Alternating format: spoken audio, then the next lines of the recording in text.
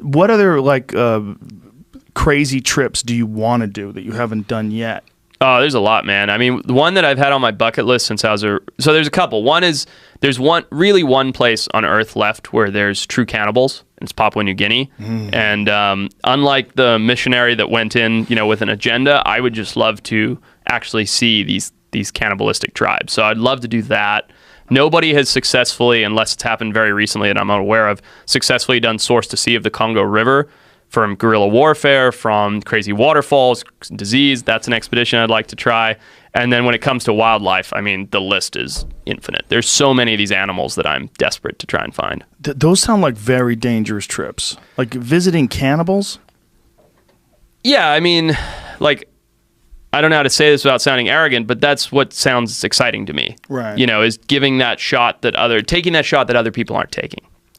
So have people visited these cannibals and come out of there before? Yep. There was a Nat Geo photographer who got some incredible photos. They're called the Caraway tribe. And he went in there, took him a while for them to kind of assimilate and get comfortable, and then he got these photos that are just mind-blowing. Now, how often do they practice cannibalism? It's not a daily thing. It is a spiritual thing where they actually eat the other tribes deceased after a war or an intertribal conflict as a way to like ward off bad spirits. So it's not like a daily thing. It's not like they're going out hunting each other. It's more like when these things occur, they have to eat a certain kill or a certain body to keep evil spirits at bay. Do they get that version of mad cow's disease that cannibals get? Was it Jacobs Creutzfeldt? I know what you're talking about. Yeah. I'm not sure. I think it's probably infrequent enough that they're not getting it. Because like in the South Pacific, they got that all the time, but they were eating each other like all the time. Yeah. Well, I think you get it from nerves, right? In nerve tissue or brains. It's brain. Yeah. That's where they're getting it from. It's essentially mad cow disease. Exactly. Right? Yeah. Yeah. Is this guy hanging out with them there? Yeah, it starts off with sounding he's eating something. I don't think he's eating people with them. He's going to eat a fucking person? That's not a person. That's a pig or something. Yeah. I don't think they'd show that. But yeah, look at the tribe. I mean, they just look amazing. Yeah, but it is just so incredible that there's still people that live the way they lived many, many, many thousands of years ago, and they essentially just get their resources from the land, from the area they live, and they're just rocking it old school. And then for me, the cultural significance is huge, but what's the biological area like? You're right. Nobody's going in there. How much biological study's been done? The answer is none. And these people have large look at that lady. Oh my God. Isn't she amazing? Wow. Yeah. Have you read Sapiens? Sapiens? No, I'm not sure. Evolutionary book about human history. Noah Yuval Harari. I think that's the name of his. He's amazing. Writing it down. Yeah, it's a great book. But one of the things that they talk about in the book was these nomadic tribes that would. Yeah, that's it. Yuval Noah Harari. I fucked up his name.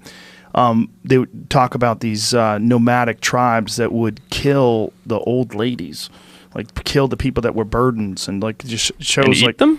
No, just kill them. Just talking about like when people became a problem. Right. They would just kill them, and this was normal. But they got along together great. Everybody was like laughing and smiling. Everybody's really friendly. But as soon as someone seemed to be a problem, they'd fucking club them from behind and. It's like, this is going to sound just awful, but doesn't that make sense? It kind of does. It sucks, but it kind of does. Right? Yeah. You're a burden on the community or on the society.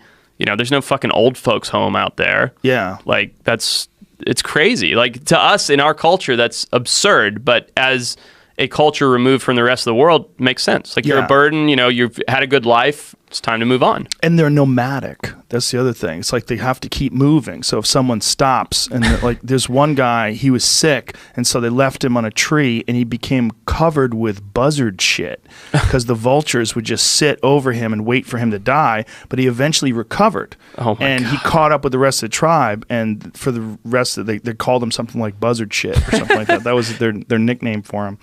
Yeah. Imagine being that guy. Imagine sitting under a tree looking up at vultures being like, it's moments till I die and they're going to drop down and eat me. At least they're polite enough to wait for you to die. It's true. Like they don't just, the guy probably couldn't have fought him off. If that was a hyena. Yeah. Yeah, dude.